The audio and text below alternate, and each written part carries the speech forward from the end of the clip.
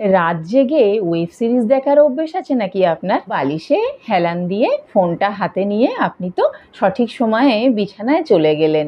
Web সিরিজের দিকে চোখ, হাতে মোবাইলটা। দেখতে দেখতে কখন যে এতটা সময় কেটে যাবে আপনি বুঝতেই পারেননি। কখন কত রাতে যেন দরজায় মা এসে দাঁড়িয়েছে। কিরে, এখনো ঘুমোসনি? রাত তো ভোর হতে চললো।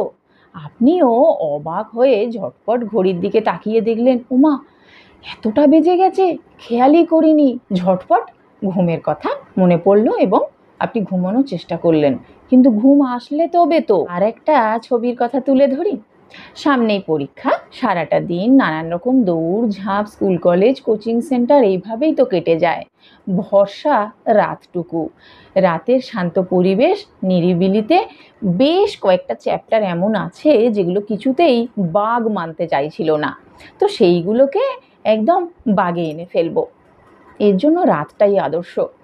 পড়তে পড়তে পড়তে পড়তে রাত কাবার, চোখে ঘুম এসেছিল, কড়াও নেড়েছিল ঠক ঠক করে, সাড়া পায়নি, চলে গেছে। আর রাতে ঘুম কম হলে পরের দিন সকালবেলা আপনাকে দেখে কিন্তু বোঝা যাবেই, কারণ আপনার চোখে মুখে তার স্পষ্ট একটা ছাপ কিন্তু থাকে। চোখের নিচে কালি জমে, মাথা ভার ভার হয়ে থাকে, অল্প কাজেই আপনার ক্লান্তি চলে আসবে, যেন মনে হয় চোখ দুটো ভীষণ জ্বালা করছে।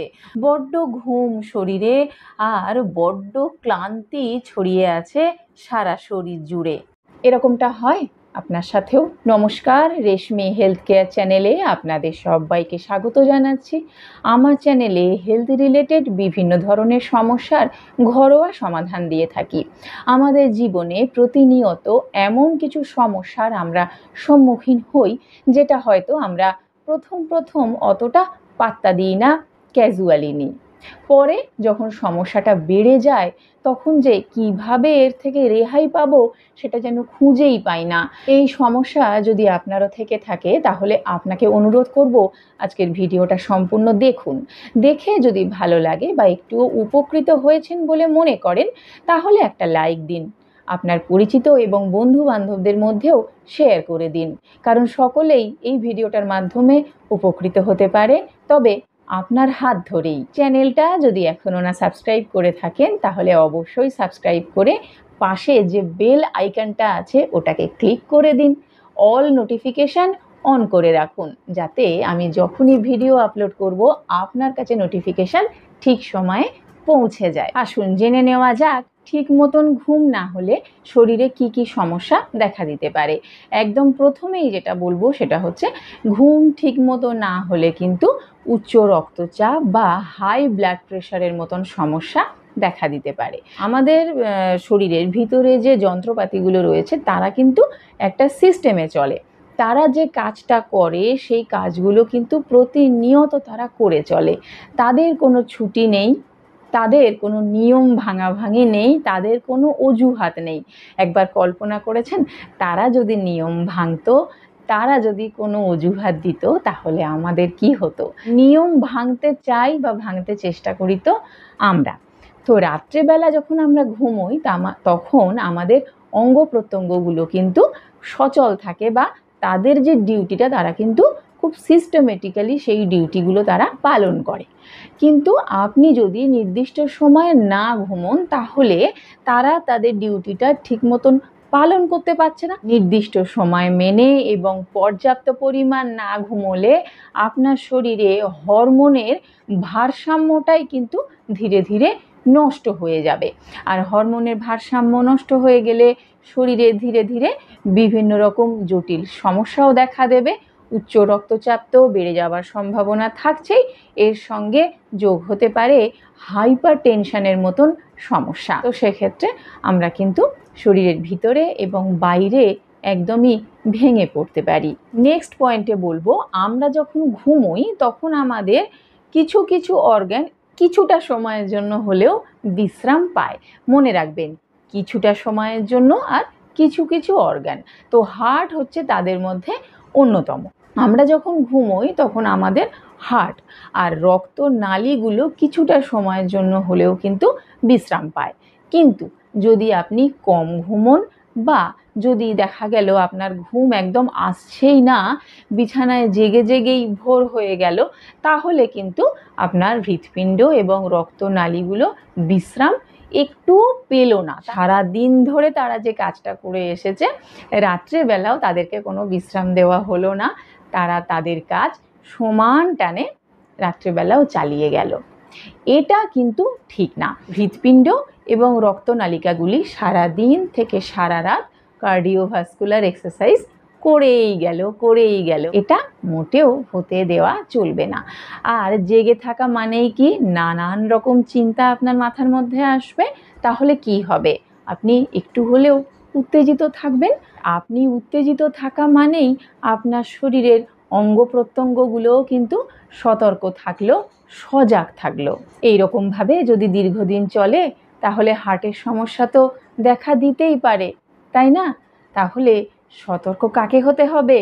আপনাকে। নেক্সট পয়েন্টে বলবো, দীর্ঘদিন ধরে যদি রাতে ঘুম কম হয় বা একদমই না হয়, তাহলে কিন্তু ডায়াবেটিস হওয়ার ঝুঁকিও অনেকটাই বেড়ে যাবে।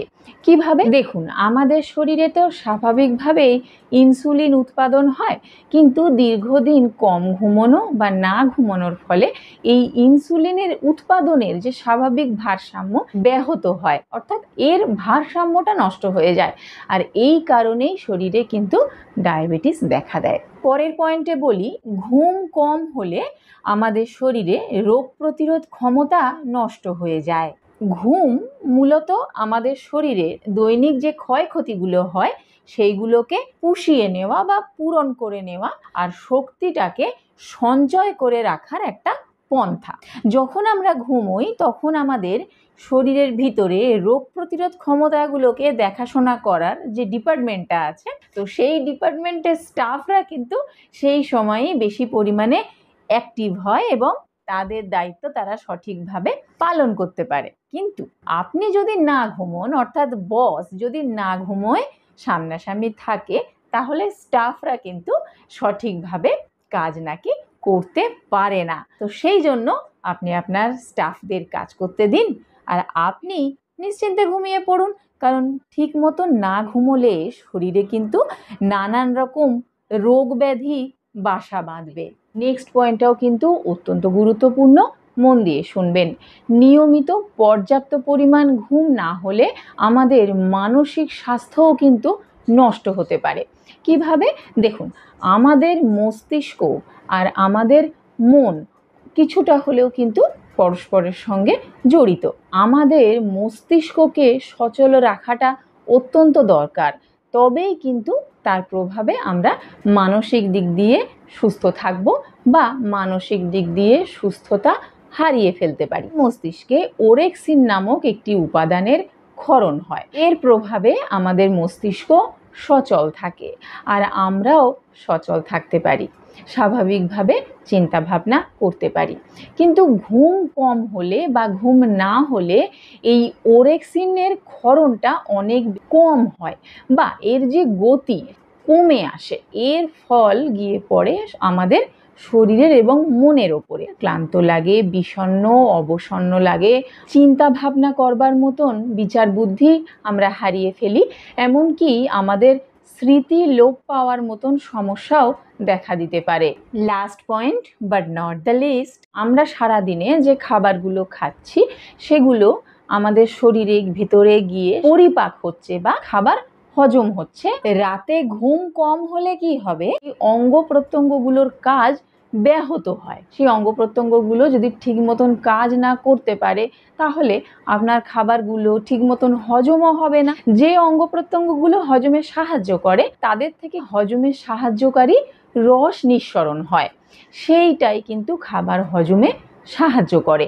তো সেই অঙ্গ প্রত্যঙ্গগুলো যদি ঠিক মতন কাজই না করতে পারে তাহলে খাবার হজমকারী যে রস সেইটা বেরোতে পারলো না, তাহলে খাবারটাকে হজম করাবে কে? একটা রাতের একটা পর্যাপ্ত পরিমাণ ঘুম সারা দিনের স্বাভাবিক কাজকর্মের জন্য আপনাকে প্রস্তুত করে দিচ্ছে। সুতরাং আপনাকেও প্রস্তুত রাখতে হবে নিজেকে, যাতে আপনার রাতের ঘুমটা ঠিক মতন হয়। আজকের ভিডিওটা আমি এখানেই শেষ করব। কেমন লাগলো বা কতটা উপকৃত হলেন কমেন্টে আমাকে জানাতে কিন্তু ভুলবেন না। আজ আসি, সকলে ভালো থাকবেন, সুস্থ থাকবেন। নমস্কার।